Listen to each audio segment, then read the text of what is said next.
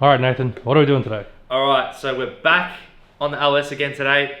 We've got a list of things to do. This engine's back assembled now. There's a couple minor things me and Michael are going to do to button it up and do a few things to prepare getting it into the engine bay. But the main goal we want to try. Because we've had a lot of success with that lately. Yeah. We want to try and get this back into the car. Daniel's he's trying to pull the harness through the firewall, through the existing hole to try and put it in the footwell, because where you can mount the ECUs, either they've given you two spots, they've given you a plate to mount it back up against the firewall, or you can pull it through and put it in the footwell, and I reckon the footwell is a 10 times better place to put it. Yeah, this engine bay is going to get very cramped as it is. We need all the room we can get. Especially the hot side, it's already cramped enough. So we've got a list of things that we've got to do before the engine goes in. Move ECU, obviously. We still need to do the drain into the sump. The harmonic balancer bolt needs to be torqued. Yeah, we need to do that. New sump gasket and done up. Drive plate, clutch. So, what we are going to start with is marking out where we need to drill our hole into our sump. Because I did the sketchy drilling and tapping into the aluminium on my intake manifold, you can do this one. Yeah, I think that's fair. So I've already got it ready. Here's what I prepared earlier. This is our bit of stainless tube that comes off the turbo, and this is our hose off the turbo, and then this is going to run into there. Yep. Just going to double check that it is that flat surface, but the instructions are pretty clear that there's a raised surface, and that looks raised to me. So, and there's enough hose here to reach it. So if it didn't reach it, if there was like this much hose, you'd be like, Yeah. So it does reach. So what we're going to do is just pull the sump off and Michael can drill and tap it. All right, so like Nathan was just saying, the instructions say they're pretty good in this. It tells you like where you need to mount the drain plug on the bottom of that sump there, but it's in reference to when the engine's in the car. And the engine's not in the car at the minute. So what it says is position the drain above the steering rack on the flat section that sticks out, which we think, like Nathan said, is this little flat section here that sticks out, just that little bit from the rest of the sump. And it would make sense, I guess. But to double check that, I'm going to measure off the bell housing to figure out where the steering rack is. And if this lines up with where the steering rack should be, we know this is where we want to drill it. So this is, let's say 170, So I'll have a look, see what we got. So 170 is like right here. As long as no exhaust goes there, but exhaust has got to go at the back anyway, so I think that'll be fine. Yeah.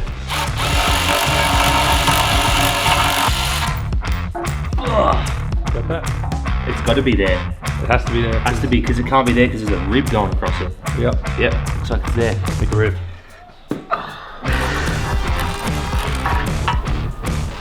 The instructions say we've got to be careful that you don't hit these oil pickup pipes or whatever they are here. So we're going to want to miss that. So for this, I had to buy a new drill bit because we don't have a drill bit big enough for this. Depth drill bit? Oh yeah! I didn't even think of that. Oh well, we got a new drill bit. What size is that? This is 18.5 because we need to drill and tap a 1/2 inch by 14 BSP. So it's a fairly big tap, and I didn't have one. That big tap set that we bought, which I thought was going to be the be all and end all of all the taps we'd ever need to buy. Every time we've gone to use it, it's never had the tap we needed. Yep. Had to buy a tap every time. Maybe it was just like when they made that set, they just got all the reject taps that no one ever buys. They go, we'll just make a big 300-piece set. Someone's going to think this is great. And me, the sucker, I bought it. But at least now we have this tap, because this tap will probably be important if we keep doing turbos. All right, now to do like 6 million holes to get to the size that we need. You don't want to just do a pilot and then send it on the big one? Just watch it walk all over the place. I'm walking away.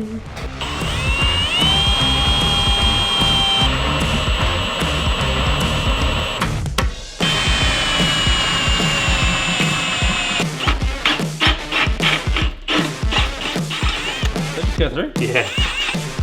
Alright, time to tap it. Tap it in. Oh boy. I wish I was like ballsy and just put it on the drill and just went. Alright, do our best and we'll silicon the rest. Yeah, it's like butter now. It's a difficult job to do in the car. That would be really difficult to do in the car, especially considering you have a steering rack right here. Anything's possible, I suppose, but that would be tricky to do, absolutely. Look at that, look what the grease does. Keeps all the swarf, or a lot of the swarf, on the tap. That's there's still a lot in there. It's a good idea. Alright, now the big test, eh? Yeah. Look at that. Put a little bit of RTV on that, do it up. Right, so now that that's done, that's drilled and tapped, the other thing we're going to do while we're making a mess of this sump is actually drill the pop rivets out on this gasket here, which I've never seen this before, but apparently it's an LS thing. LS likes to be different.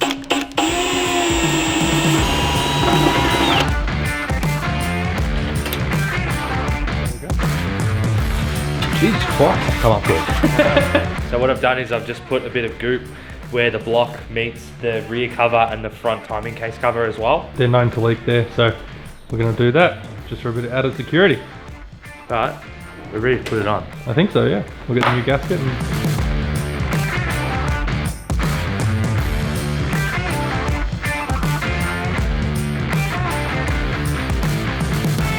I've got to start.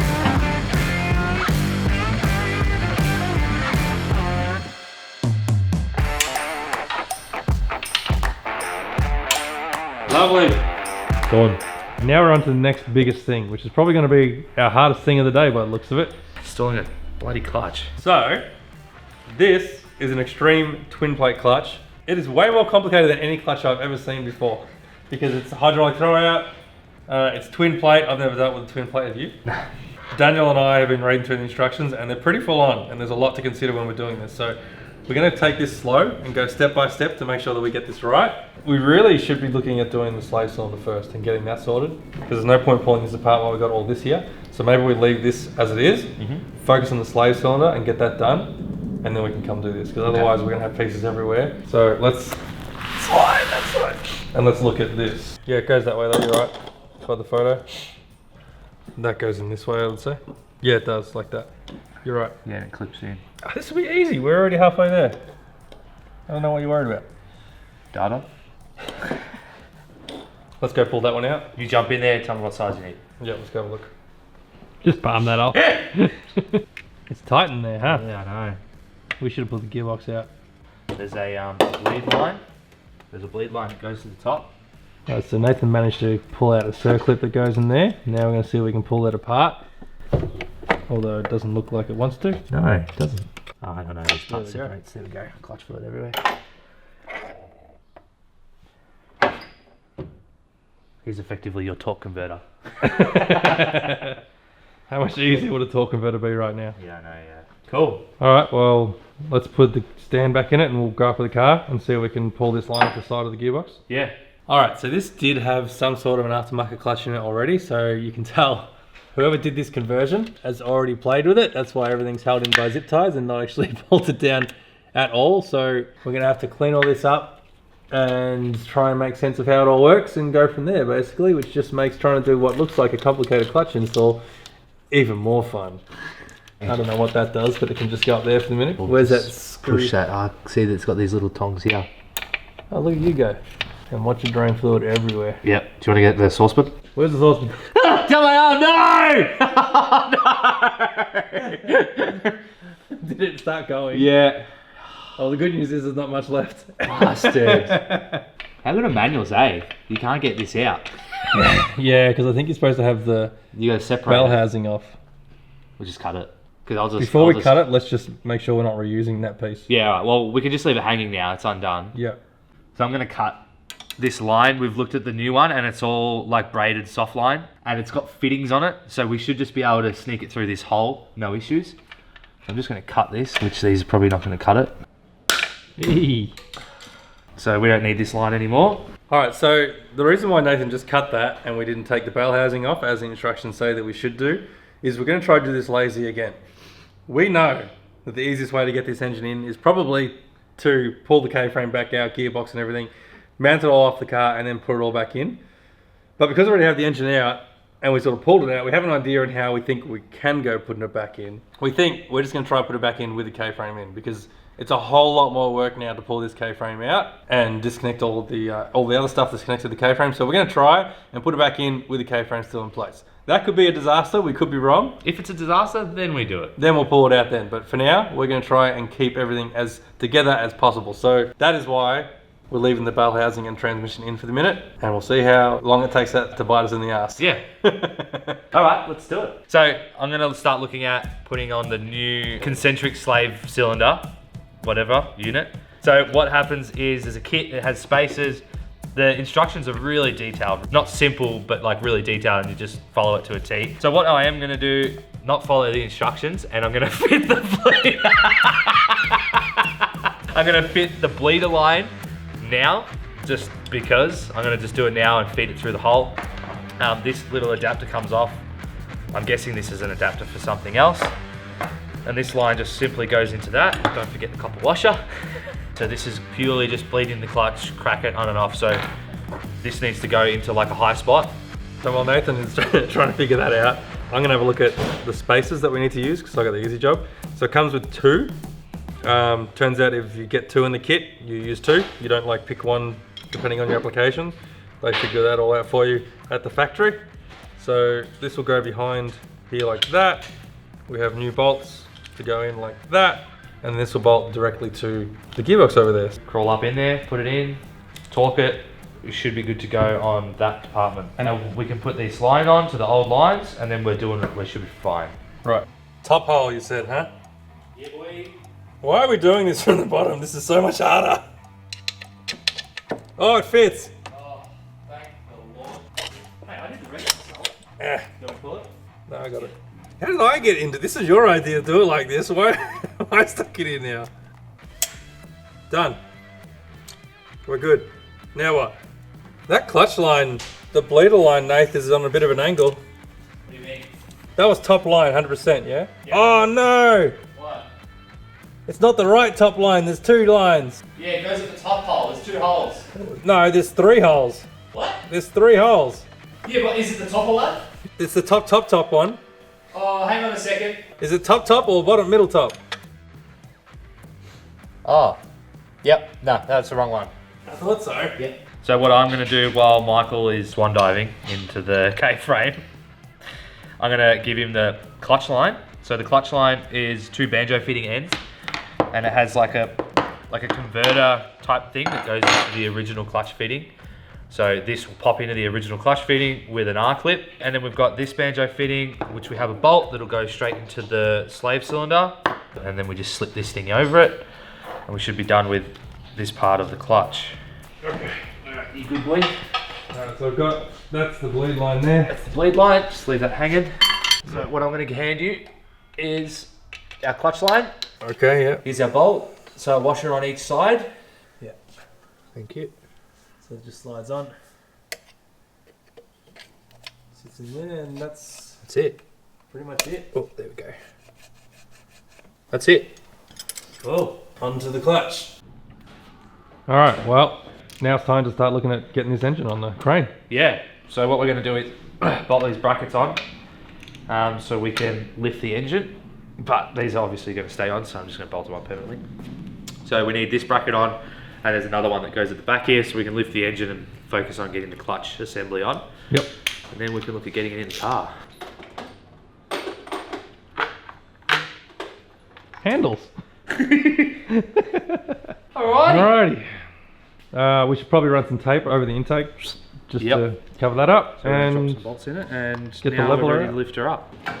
Wait, let me pull the pin. Pull the pin! Let's see if it holds. Oh yeah! Alright, so now we have to pull apart our clutch. Carefully remove the main pressure plate and top friction disc from the assembly. This is probably the bit that I'm worried about the most, because if we get this out of order, we're in trouble. It looks good though, doesn't it? Yeah, purple. Comes with flywheel bolts and all, which is good because we didn't order these. Yeah. That was too fast. That can go there. Alright, to remove the adapter ring, use a blade screwdriver under the cutout in the adapter ring to remove it from the dowels. On there. There it is there. Right there. Yep, ready? Yep. Flip it upside down. And I'll flip this one upside down. Okay. I guess now we can bolt this on, eh? Okay, so we're almost ready to bolt the flywheel on, but before we do that, we have a new spigot bearing. The old one's probably fine, but we're going to replace it anyway because we have one. So, when did we do a spigot bearing in an LS? we haven't. I have, because I bought this for an LS. It must have been on, I think it was Liam's, on the GMW. So we're lucky we have this pull-up because it works a bit different to Bread? bread. Yeah. So it goes in, hooks up, Then you get this on here. So many little legs. I know, right? It's way more technical than bread. And I thought I was going to get the bread out today. That's what I thought you went. I even bought a loaf of bread. And now we should be able to pull this out. This hasn't caught.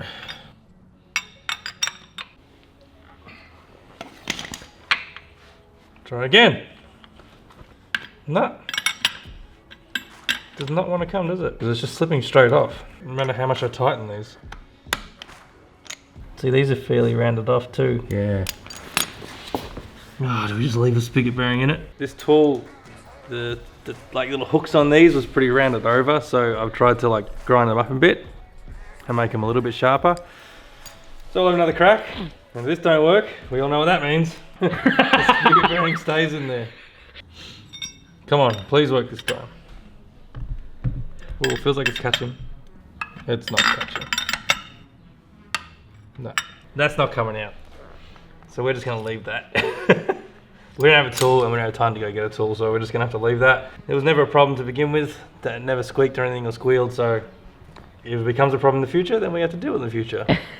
That's when we get the welder out. When we blow the gearbox up, then we'll probably change it then. Yeah. Alright, let's bolt this flywheel on, eh? Yeah, boy.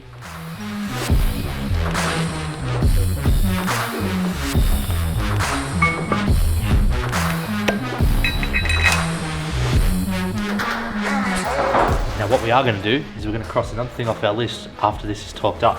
And we're going to do up the crankshaft bolt, the harmonic balancer bolt, because we're going to forget.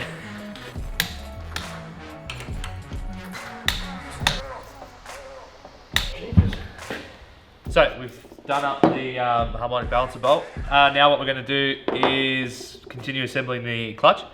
So we've got a clutch alignment tool. It comes with a little baggie of lube.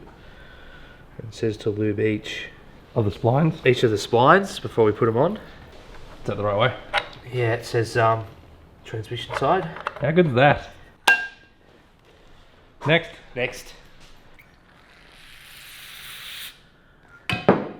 So this says dowels in it, doesn't it?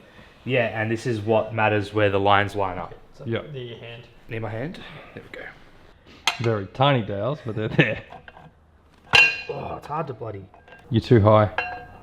There you go.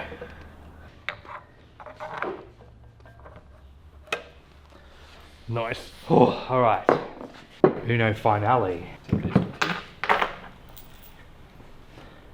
these have painted lines on them? Yeah. Yep.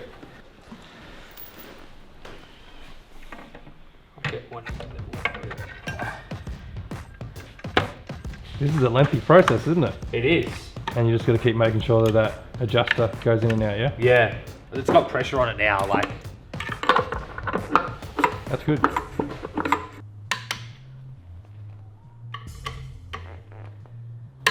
And now, this should just. Oh, le clutch is done.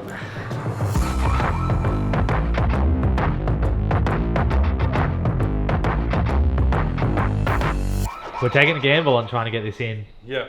I bet you there's someone in the comments right now watching going, no, I'm not getting this in. Yeah, but we're hopeful. Oh, I've only got like an hour and a bit left to do this, so this better work. Yeah. All right.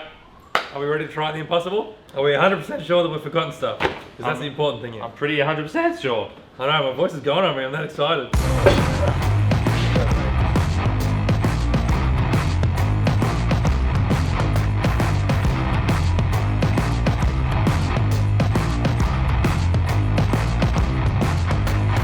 Get going. How far is the clutch away? You got it, eh? Just come up with it. Yeah, so we're about an inch too high. That rack is definitely in the way. See the rack? Yep.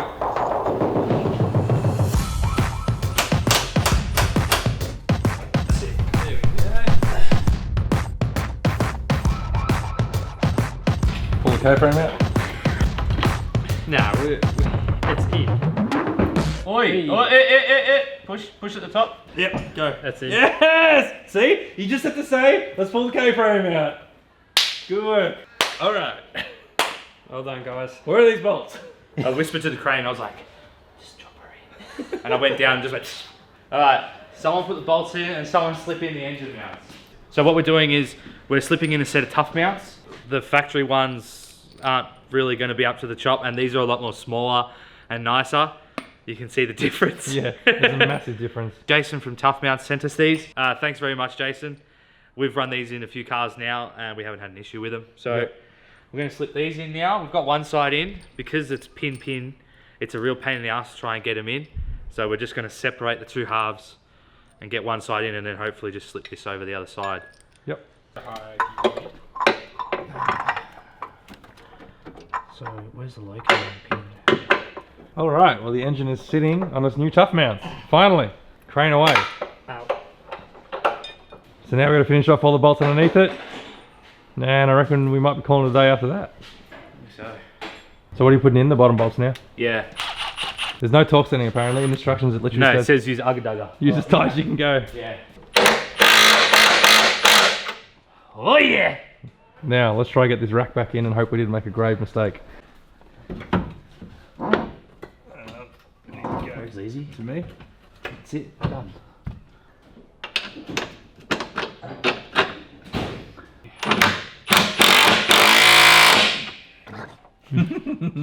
Oh, that's when you know it's getting good, when the stuff that makes it run is starting to go back on.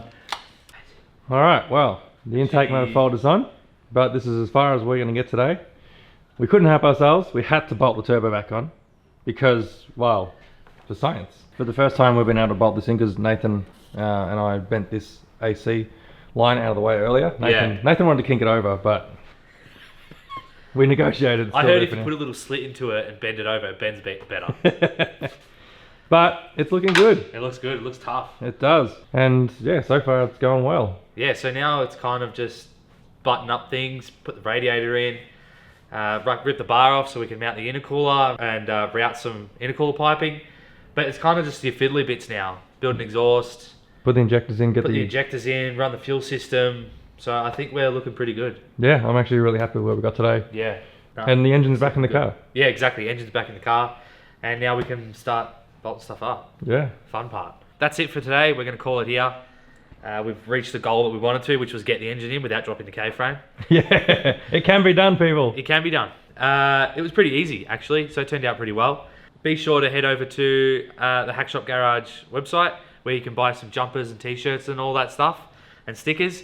It supports us greatly in continuing to do what we do in the shed and keep producing good content for you guys. Thanks for watching. If you do want to keep watching us turbo some chump's car, consider subscribing and like this video or comment. It always helps out. And we'll see you in the next episode. Yeah, we'll see you then.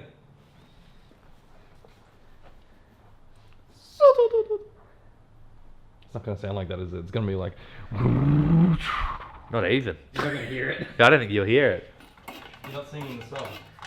It's in his head. We need a gearbox underneath the transmission so the transmission doesn't go... We need a gearbox under the transmission. We need a... What do they call it? Jack. We need a jack. I didn't bring a spare transmission today. I'm really confused about what's going on right now. Bear with me. It's a baby boy!